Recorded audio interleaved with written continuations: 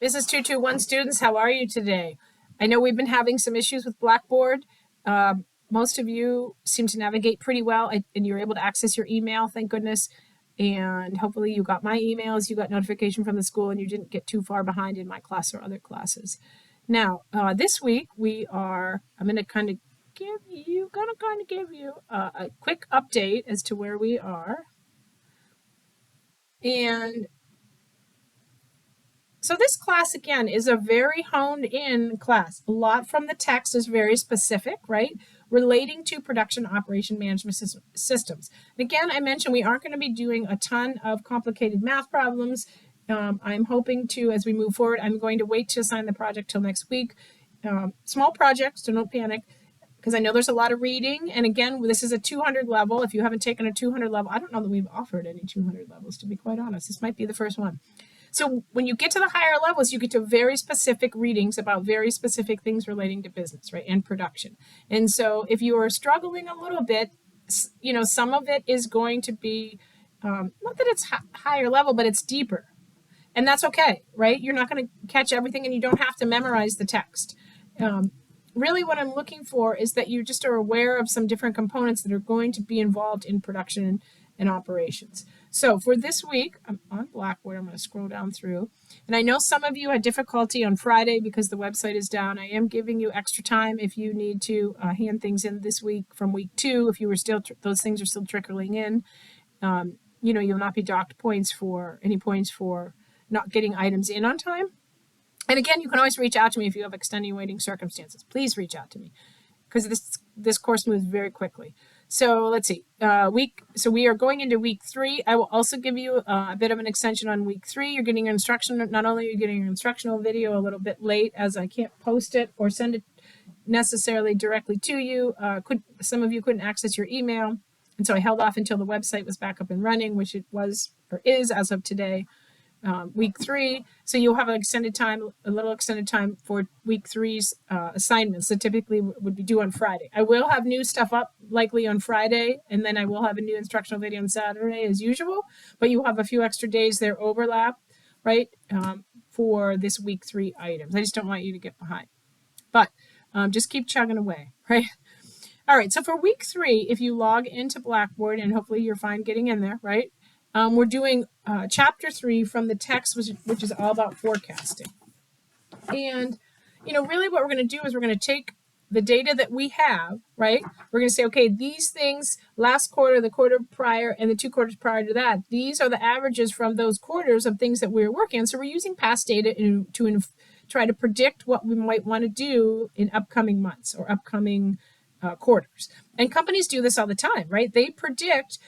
Publicly traded companies predict what their sales are going to be. It's a huge quarterly prediction as to this is the sales point we want to be at. This is where we would like our stock to be. They predict things from, you know, looking at current marketplace influencers, and they look at opportunities, threats. They look at past sales, right? Whether it's during this, you know, we're coming into the Black Friday and the whole retail shenanigans, I call it, right, where everything people just start buying.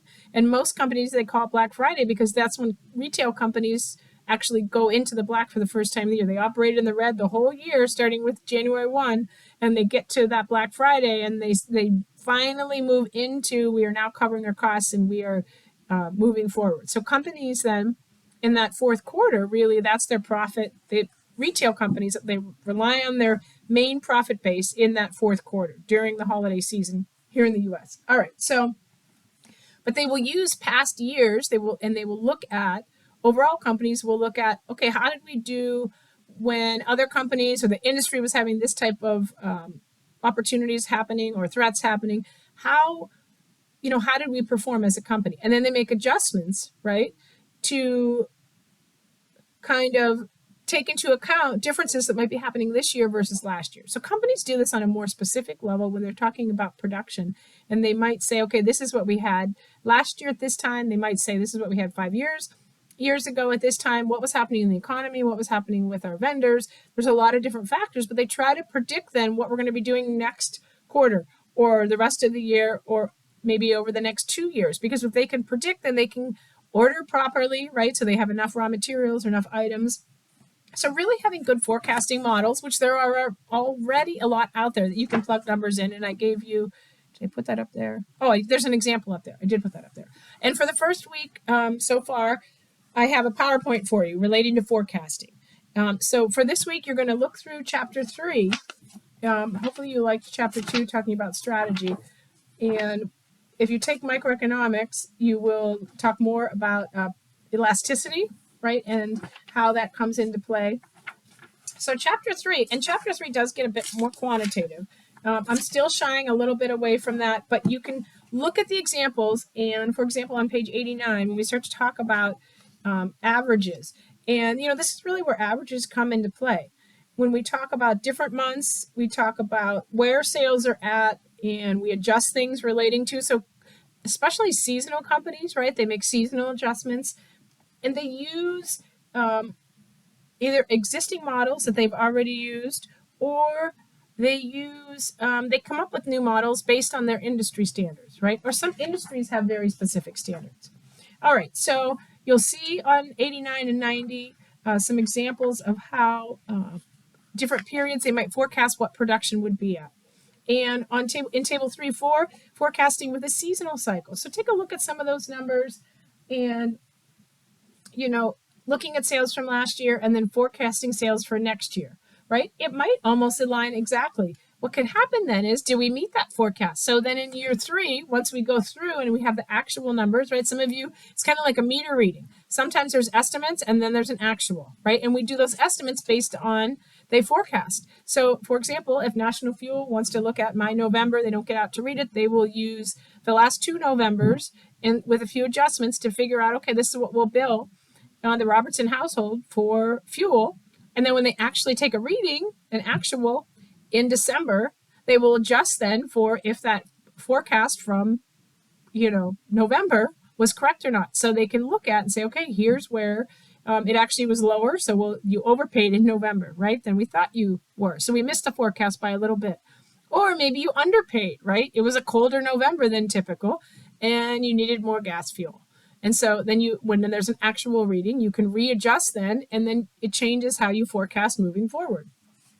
So yes, your gas bill is actually a forecasting tool. If any of you, those of you that pay your gas bill and watch your gas bill, right? All right, and so you'll look at that. We start to talk about independent and dependent variables in the bottom of 97. And when we're looking at time series data, so take a look at that, and we start to talk about regression analysis. And this is a statistical analysis where we will take and we basically will plot a lot of our different variables out, and then we see, is there a connection? How are those plots clustered? And so when we run a regression analysis, we take into account a dependent and a independent variable, and we see, is there a trend? Is there maybe an upward sloping trend, and are there some outliers? Those of you that have had stats kind of know about outliers. Those of you that don't probably still know about outliers if you haven't taken stats. So we start to talk, just read through that and see if you can get a handle a little bit on what regression analysis is. Correlation, right? 3.5 gets a little bit deep, coefficients of correlation and determination. And really we're starting to look at plotting. Statistics has a lot to do with plotting and finding trends, right? Because that's what forecasting is. We're thinking about, is there a trend? Can we predict a trend so we know how to behave, right? Can we predict what's going to happen? Weather is kind of like that, right? That's why they call it a forecast. They're just saying this is what we think the weather is going to be based on all of these other factors. Forecasting errors, 3.6. So when you're reading about regression analysis, 3.4 and 3.5, don't get bogged down in the deep grass there. We'll talk about that, or you'll learn more about that in other courses, but I want you to at least be aware of it and familiar with it. Forecasting errors, that's a good one, 3.6. So the Delphi method, touch on it in 3.7. 3.8, so talking about pooling information and multiple types of forecasts. Obviously, if you can forecast using a couple different types of forecasting methods and come up with an overall, like a triangulation situation where you have a couple different methods that have gotten you answers, and then how well do those answers match up? You used a couple different, kind of like if you ask 3 different friends what happened at a party, right? And they each give you a similar response, but a little bit different. You can kind of piece together what actually a pretty good idea of what happened. So if you have more than one forecasting method that you're using, or more than one way to look at how you can forecast for your company, then you're able to kind of see how well those marry up, right? How well the forecast could be predicted. Are they all similar using different methods, or are they very different? Product life cycle, this is an important component of this chapter. So when you start to see, and I have a few questions in the homework about this, talking about the different stages, this product life cycle stages and how forecasting comes into play. So these are important, talking about introduction, maintenance, restaging. So we're going to talk about new products, maturity, and then this last component, it sounds way more aggressive than it needs to, but they call it decay.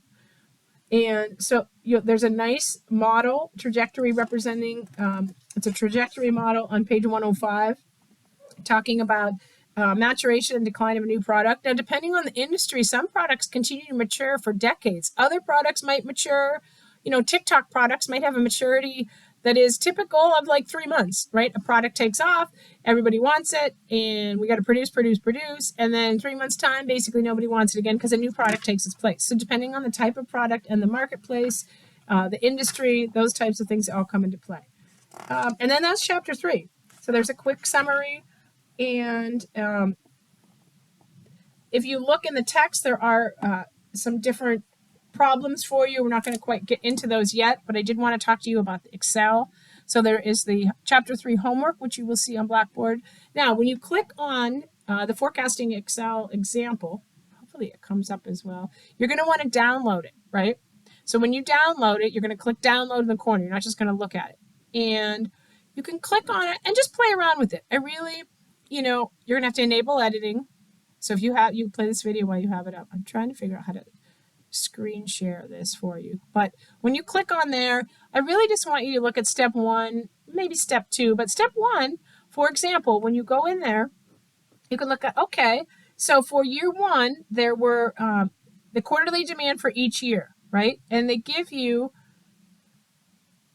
for fall, they give you a number, 25, 30. Winter, these are the actual numbers they had. So they had 4 years worth of numbers. So you can take an average for each year. So you can do average for year 1. You're going to click on year 1 in the little box on the right. And whoops, it's not letting me do it right now. Yeah, because I'm not fully logged in. But you can click on, click on year 1. Maybe. Now it's taking me to a different page. Oh. Anyway, when you pull it up, and you can click on year 1 and it'll give you an average for year 1. You can click on year 2. You can click on each different year, and it will give you those averages for those years. And then you can click on the average for all 4 years. So you can you could actually figure out what would be my fall averages. What would be, and then you do that, the seasonal average in the second one. Okay, so year 1, what is you can click on fall year 1, right? You click on fall year 2, you can get an average for what is happening for fall.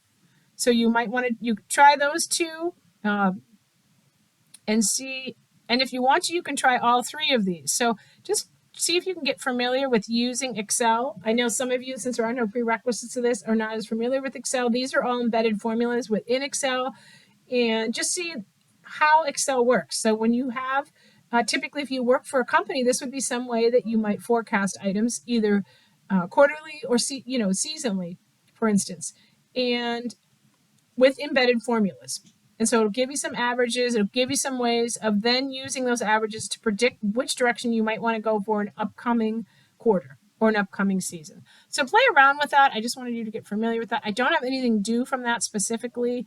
As we move forward, and I do have more sheets, I wanted to at least show you one and how they might look, right? Again, you're going to have to be logged in as long as you're logged into Microsoft to be able to download it. And if you're I just want you to get familiar with downloading something that's an Excel sheet, opening it, and then being able to use tabs within that Excel sheet. So if you run into any issues, please let me know, because I could Zoom with you. You could also take it in and speak with any of our student services and see if they can at least show you how to use that. If you already know how to breeze through it and you're just playing around with it, have fun. I will try to introduce some Excel sheets during each chapter that I feel that they are relevant, and we may have some then that we use toward our homework if I feel that we're ready for that, right? So those are your assignments for this week. I will introduce the project next week, since this week was a little goofy with the website being down and some of you being unable to access things from this past week, week 2, and then some of you not being able to get into week 3 and maybe till today. I want to make sure that you have full access to those items. Again, you can always reach out to me, 814-490-6473, shoot me a text.